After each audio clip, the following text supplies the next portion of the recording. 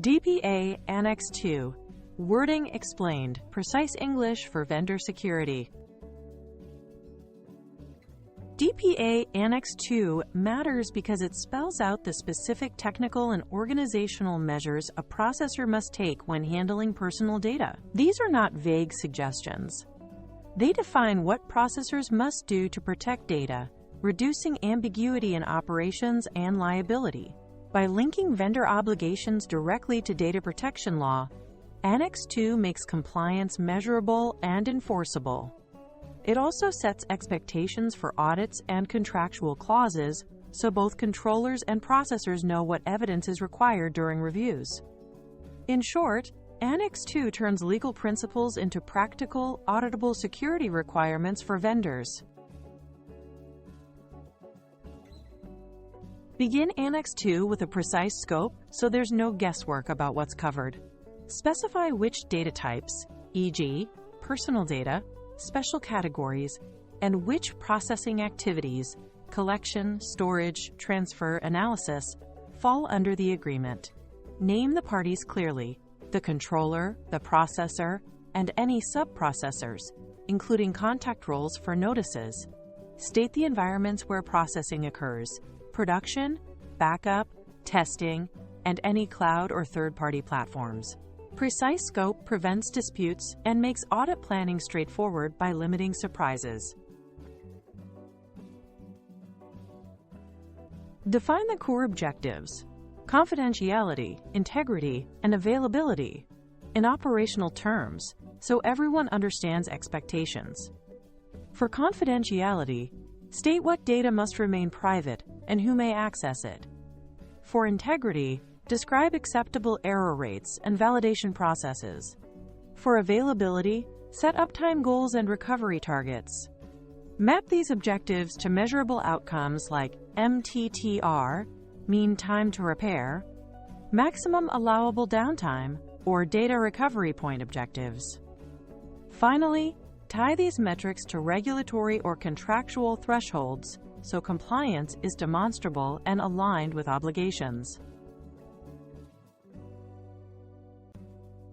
List technical controls explicitly, instead of relying on generic phrases.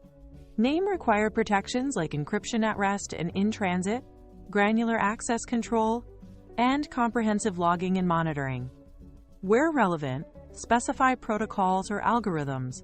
For example, AES 256 for storage and TLS 1.2 plus for transport, so implementations meet expectations.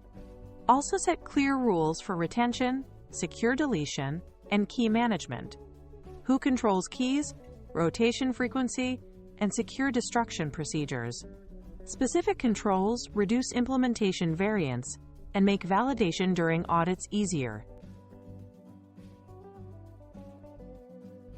Annex II should require organizational measures that support technical controls. Define incident response roles, service-level agreements, and explicit notification timelines for breaches so everyone knows who acts and when. Require staff training, background checks for personnel with data access, and a least privilege policy to limit exposure. Describe change management practices, a regular patching cadence, and periodic vendor risk reviews for third-party services. These measures ensure the people and processes match the technical safeguards and can be evidenced during compliance checks. Address sub-processors clearly. Specify the approval process, required notices before onboarding, and conditions for using sub-processors. Define the right to audit with details on frequency, scope, and whether audits can be remote or on-site, so controllers can verify controls are implemented. Set remediation timelines for findings and list the evidence requirements, logs, configuration snapshots, or test results that demonstrate fixes. Clear sub-processor and audit clauses protect the controller's interests and make vendor accountability verifiable in practice. Use clear wording to avoid disputes later. Prefer active voice and introduce defined terms once, e.g., processor, controller. So those terms carry the same meaning throughout the document. Use measurable verbs like implement, encrypt, and rotate to describe obligations that can be tested. Avoid vague qualifiers such as reasonable unless you attach explicit criteria, for example, patching within 30 days. Precise language makes obligations enforceable and simplifies audit evidence collection by removing ambiguity. When drafting Annex II, focus on being specific, measurable, and auditable. Spell out controls, metrics, and the evidence needed to prove compliance. Align technical and organizational controls directly with the security objectives so each measure has a clear purpose and expected outcome. Finally, draft for enforceability by defining roles, timelines, remediation steps, and standards. This ensures contractual obligations are actionable during audits or incidents. Clear, testable Annex II language saves time, reduces risk, and strengthens vendor accountability.